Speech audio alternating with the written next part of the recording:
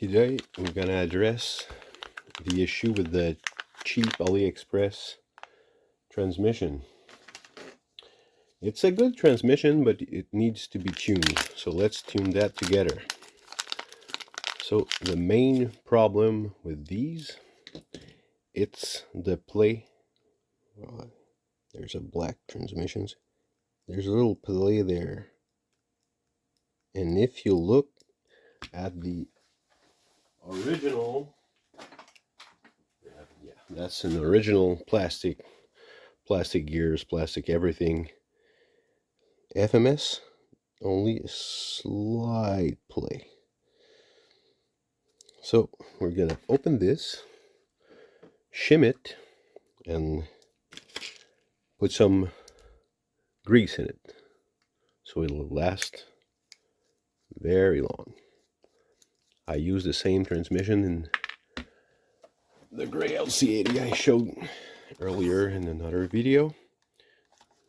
The only difference is it's red and anodized. This one is black, and it works flawlessly with very sticky DJ Crawlers tires, very soft with brass wheels, and it's handling amazingly. Didn't skip, pardon me, a beat ever since. So let's look inside that transmission. And for those who are asking, this is a 3D printed Allen key holder. Very simple. You can find a file of that on Thingiverse. I didn't design it, but it's very useful if you want to use. I know these are a little less hardened, but they work fine for me. They're less damaging on the screws, but sometimes you need a hardened one to very loosen a bolt. But I never rounded a bolt with that, and it's very cheap. So it's another tip. So let's remove the cover together. Push that so we'll know what is what. Sometimes it's a little wiggling. So basically that's what the transmission look like on this side. So this is where that's the output from the drive shaft. Well, at the drive shaft, and you have your shifting fork right here. So remove all that gizmo there. There you go. I'm gonna there push the bearing back. There you go. And then we need shims. We need to shim these parts to minimize the play we have between our shifting forks. So you can see, I'm going to show you. So you have the gears with the opening there, and the shifting fork, remove that part. So either a part of the gear, this one is engaged and providing traction to the drive shafts, or the other side. So these are perfectly symmetrical, so you don't have to worry which side you're going to put them back. So what you need is shims. I read on some forums that a fellow RCist, use M3 washers, which are basically 3 by 5 by 0.5 of thickness. Most of the time they work. You only have to put one on one side, but sometimes I find them too tight depending on the machining of these. So I ordered, you can have a bunch, order 3 by 5 by 0.1 millimeters shims. You can get them very cheap on Aliexpress or maybe eBay, some place like that. Temu, I don't know where you order your stuff, but you can have a bunch of these little very thin washers. So let's stack, let's see, 4 on each side. That's 1. Sometimes when you have a little grease on your fingers, you just use pressure to lift them up. 1, 2, 3. There you go. 4.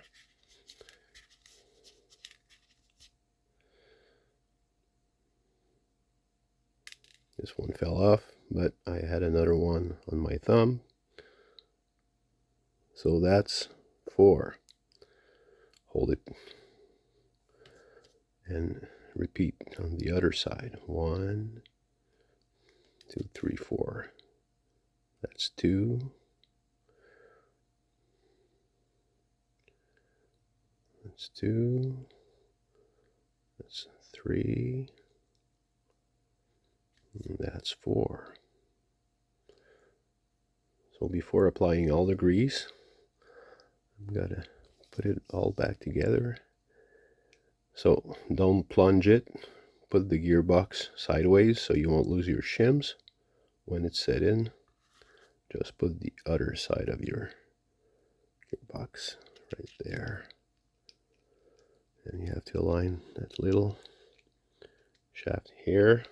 There we go. And once it's all in place, look. So M3 washers would have been a little too tight. So this one is just a little itty bitty play, but for me it's perfect. It don't have to be too tight. So the great thing with having small increments is you can play with them and have it just the way you like. But I forgot the shifting fork. See, I'm not editing it, so we're gonna pull it back, put them on the side, and put the shifting fork where it belongs on this brass sleeve. Put it all back. There we go. And then the bearing stayed on the shaft, so maybe it's going to be easier to align the shifting fork and align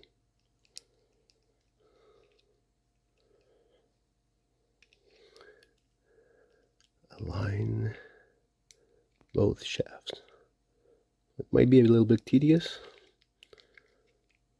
but once you get the hang out of it and it's set up, it's good for a very long time. I didn't have any surprises. Maybe I'm gonna remove the bearing. It's gonna be easier. Is it the right side? That's why.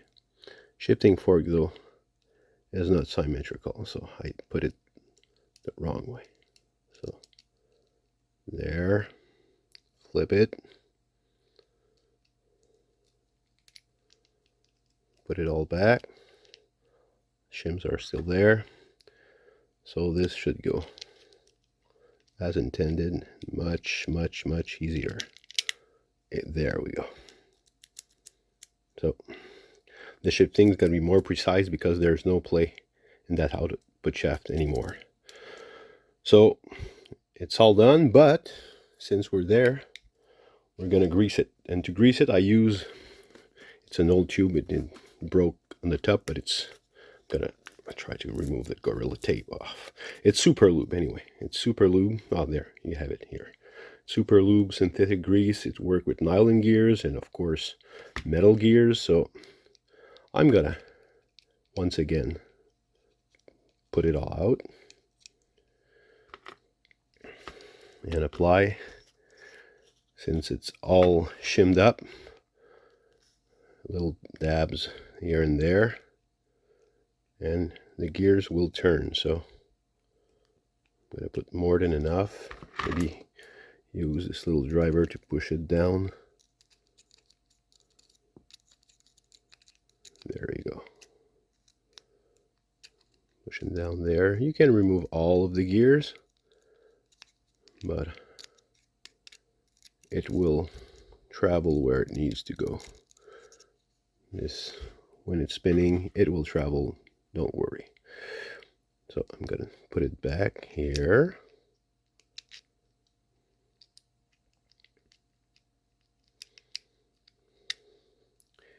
And I'm gonna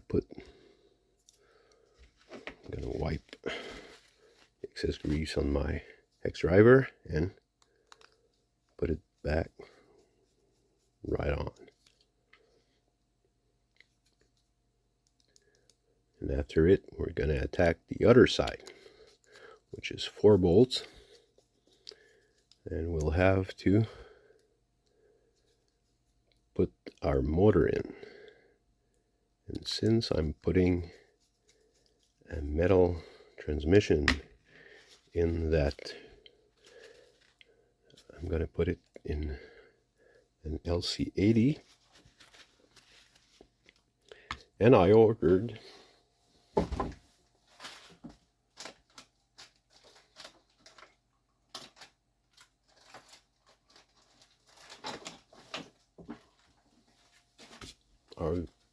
the K5 FCX24, but it's the same transmission, brushless setup, which come very nicely packed. You have the receiver, and we're going to discuss, because this receiver can also output, well, that's the controller, that's not the receiver, pardon me, that's the controller paired with the correct receiver can output light signal. So that's basically it. And what is of interest for us for now, it's putting the motor in. So there we have it, Predator, or it all looks like Furatech to me, but not with exactly the same kV. This one is 3200 kV, made in China, but it's very well made. So I'm gonna toss that apart, and we're gonna go and attack that part. I'm gonna use some hardware from the original gearbox, this bracket per se. So we're gonna remove these screws,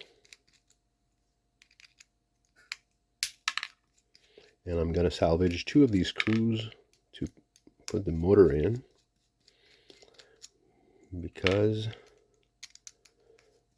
I think they're short enough not to interfere with the winding here. So yeah, with the thickness of the, and we're going to need longer screws for this bracket, which you don't have on all of the, oh, this one is, did it paint it? I'm going to need my knife once again.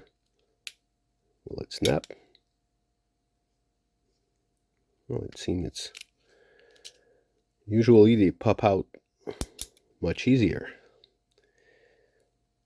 I'm going to try to find a little crack here, maybe put some pressure. Maybe they just painted it in. There we go. So you got the whole metal gear, and we're going to put the motor right here with the, is it meshing nicely? I don't know if you can see. It's a bit far.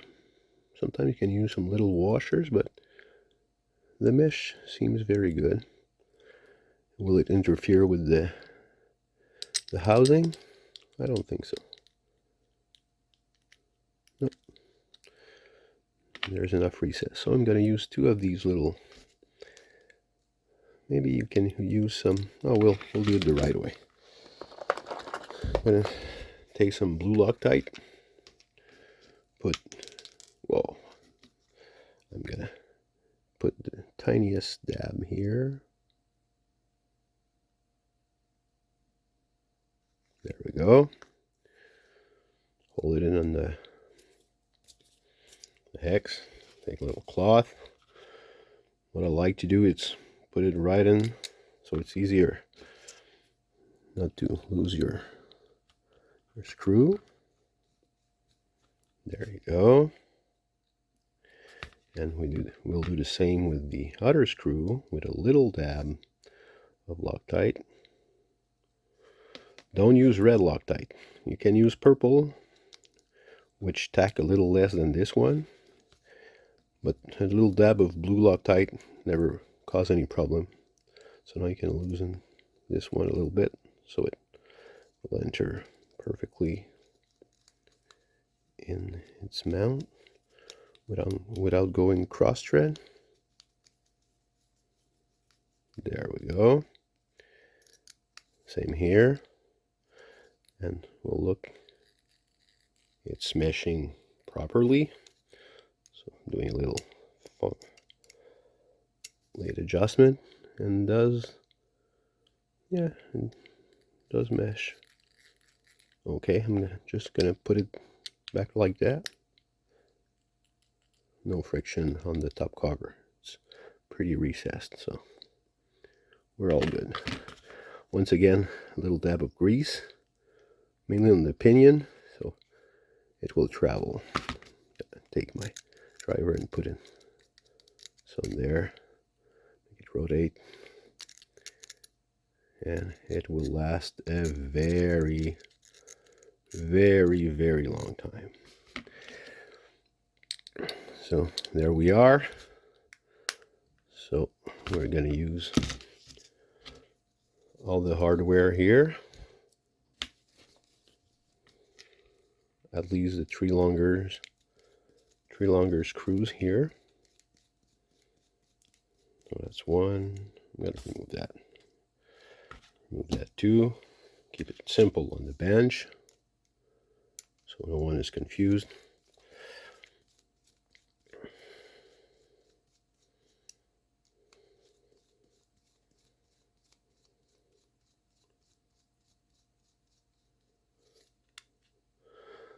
So there's a little shifting servo guide, but with my experience, it doesn't align properly with the metal housing, and since the metal housing is stronger, I never used it. But we need that for our shifting servo, that's for sure, with the longer screws, and they're the same thread pitch, so not a problem here. And depending on the look, you can use, I'm gonna slide a little bit, loosen it up, align it properly. There we go. That's an old trick my uncle told me. You should never tighten your bolts until the whole piece or cover is properly hooked. So I didn't do that. So there we go. And you can use either the black screw here. I'm going to use I don't care, the little silver one that came with it, since I know it fits there and we won't see it. So now we don't have any play here. The shifting works well. So we're going to hook up after the shifting servo and the link like it was before and put it in. So that's about how you properly shim the cheap Aliexpress or wherever you buy them. Maybe Temu sell them, I don't know, but I found them cheaper on Aliexpress. These are the all metal transmissions, so aluminum housing, available in black, red, I saw some golden yellow and silver, and with, of course, metal gears. And now we have a little brush set up for our LC80. So I'll see you next time.